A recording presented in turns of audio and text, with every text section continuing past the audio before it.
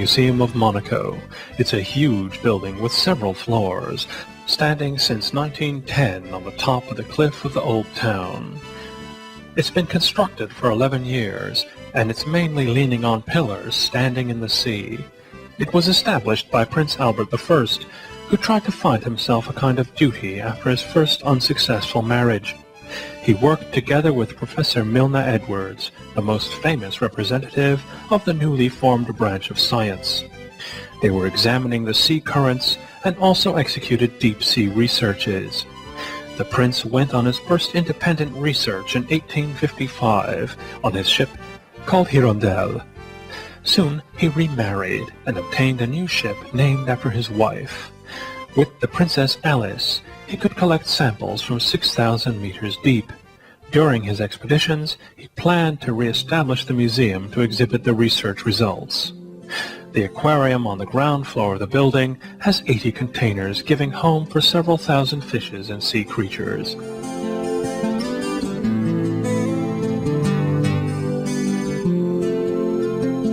Here can be seen the unique deep-sea fish specimen Grumaldictis profundissimus, which the prince discovered at a depth of 6,035 meters and named after his family.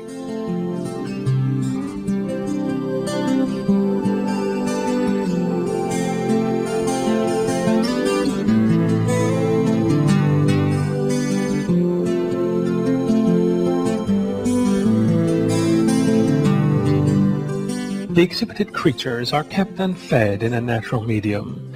The greatest experience is given by the 1,000 glistening, colorful tropical sea fishes, ranging from the smallest to the biggest. Fishes of one color and brightly colored, striped and spotted, adapting themselves to the sea bottom, and fishes who change their colors, octopuses, crabs, turtles, sea plants, and plant-shaped animals. It's almost impossible to list the varieties. We can find dangerous predatory fishes, ones which hurt humans if only touching them, ones which inject poison into their victims, and ones which gently form groups at the glass walls and curiously watch the visitors. So reads the brochure of the museum.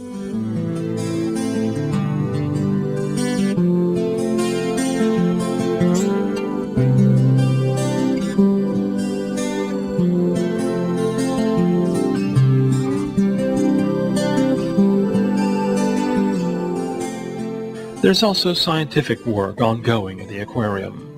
The researchers investigate the habits, reproduction, and lifestyle of the fishes. The creatures can be divided into two big groups according to their places: the tropical coral reefs and the creatures of the Mediterranean Sea. On the screen of the micro-aquarium, even the visitors can see the planktons and other microscopic sea creatures.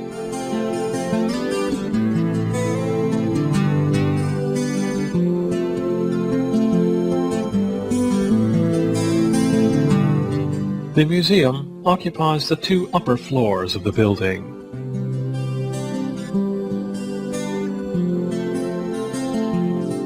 The film shown here was made during the expeditions financed by the museum. The Hirondelle's laboratory and the models of Prince Albert's 4 research ships are exhibited. The Hirondelle 1 was a 200-ton sailing ship. The other 3 ships, the Princess Alice II, and the Hirondelle II, were liners which grew progressively more huge and modern. The other significant part of the exhibition was given by Captain Jacques-Yves Cousteau, who managed the museum during the 80s. His exhibitions are immortalized in documentary films, TV series, and books, and the objects of his researches are placed here. Naturally, we can see the model of the Calypso, his famous ship, and the tools they used on it, and in the big room his films are continuously on show. His 115-hour life's work ensures that the regular visitors of the museum can always watch something new.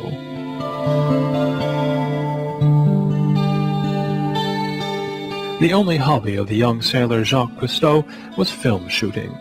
Cousteau had brilliant technical affinity. He started to deal with the idea of underwater film shooting around 1940. In order to be able to make longer films, he invented the compressed air diver's set, which he carried out in 1942 together with the engineer Emile Gagnan. The divers still use breathing sets of such a construction. Close to the end of the war, with his camera and equipments, he helped the Navy to find the mines in French waters.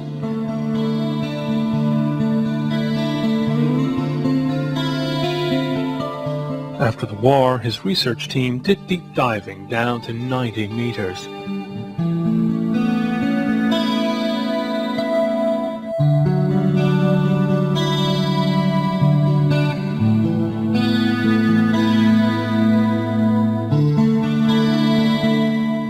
The JB-26 minesweeper was built in 1942 in Seattle, Washington. An entrepreneur bought it 4 years after the war and used it as a ferry boat between Malta and the island of Gozo. He named it Calypso after the nymph who seduced Odysseus. With the help of a generous patron, Cousteau managed to buy the over-fatigued ferry boat, which had spent a year and had been totally reshaped in a shipbuilding garage in Antibes. A new stand has been assembled above the commanding bridge. On a stem, a down-turning platform has been constructed to help the divers get into the water. To the prow of the ship, directly under the waterline, a steel glass watching cabin has been mounted. Naturally, also comfortable sleeping cabins and a laboratory have also been formed on the deck of the former minesweeper. Later, adjusting to the experiences of the expeditions, the Calypso was renewed from time to time. In 1972, for instance, a helicopter was moved onto its deck.